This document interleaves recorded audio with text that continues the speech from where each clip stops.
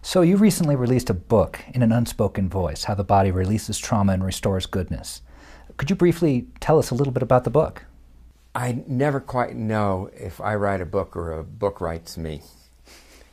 The title, In an Unspoken Voice, How the Body Releases Trauma and Restores Goodness. This was really, in many ways, kind of a culmination of my life's work. I was really trying to refine my the language that I use to talk about trauma and somatic experiencing, and I wanted to express this in a way that would be riveting, engaging, and even riveting for people to read, that had a strong basis in science, that was coming from my 40 plus years of clinical work, and that also would interest scientists and laymen and survivors of trauma to really help give them a concrete map of what goes on inside the body and inside the mind, inside the brain and the body when a person is overwhelmed. And I've always thought of trauma. When I first started to work with trauma, to make my discoveries with trauma, this was quite a while before the definition of trauma as PTSD had been put forth and was then in the diagnostic manual.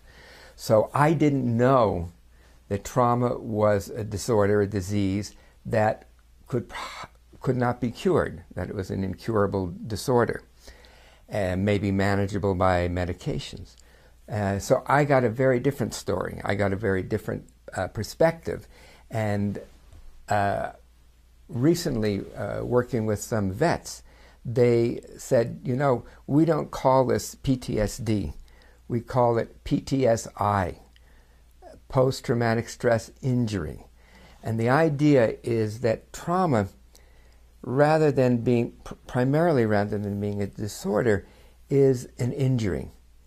It's an injury where we feel overwhelmed, paralyzed by terror, by loss, overloaded in such a way that we're unable to make sense of what's going on. And as an injury, there are ways to heal an injury. So, for example, if you break a bone, you go to the doctor or the emergency room, and the doctor takes an x-ray and says, yes, bone is broken, and puts a cast or a splint on. 5-6 weeks later, the arm is as good as new. Actually, often the bone is actually stronger because of the way the osteoblast cells grow.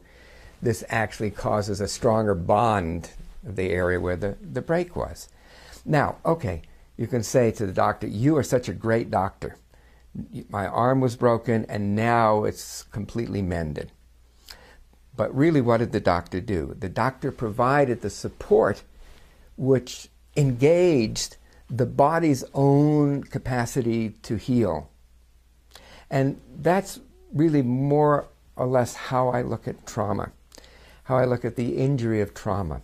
What is it that we need to do to help a person move through these states of terror and helplessness, to come to peace with loss, and to deal with the very complex emotions that are involved in trauma, particularly with soldiers returning from the fronts now, because this is something which is really is already, but it's going to impact society in ways that we can just barely imagine. And so how to help people work with these feelings of terror, of boredom, of seeing killing, of killing, of being blown up by bombs and so forth, how to make not even sense of it, how to re-engage the nervous system back into normal life, to being with family, to being with friends, to being with children.